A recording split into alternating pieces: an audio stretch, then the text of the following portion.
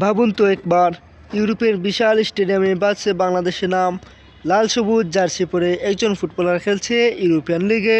স্বপ্ন না ভাই, আজ আমরা কথা বলবো এমন একজনকে নিয়ে যার মাধ্যমে এই স্বপ্ন সত্যি হতে পারে।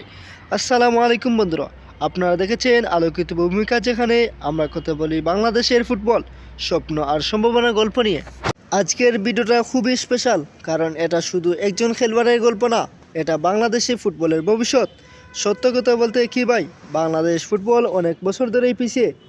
আমরা স্বপ্ন দেখি কিন্তু সুযোগ পাই কম, ট্যালেন্ট আছে কিন্তু প্ল্যাটফর্ম নাই। অনেক প্রতিভা হারিয়ে গেছে শুধু সঠিক গাইডলাইন না পাওয়ার কারণে।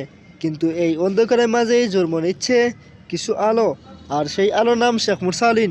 শেখ মুরসালিন একজন তরুণ ক্ষুধার্ত স্বপ্নবাজ ফুটবলার।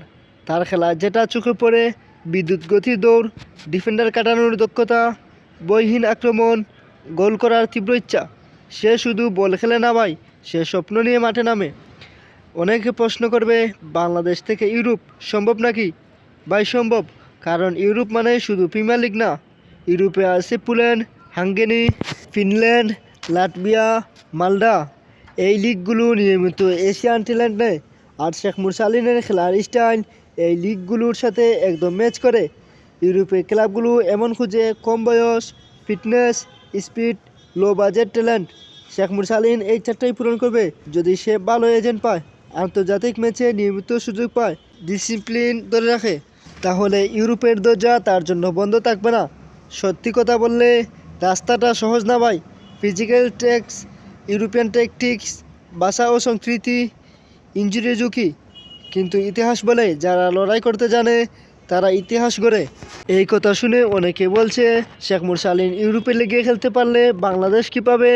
যদি শেখ মুরসালিন ইউরোপে খেলতে পারে, বাংলাদেশ পাবে আন্তর্জাতিক সম্মান, নতুন প্রজন্মের অনুপ্রেরণা, স্কাউটদের নজর, ফুটবলের নতুন শুরু।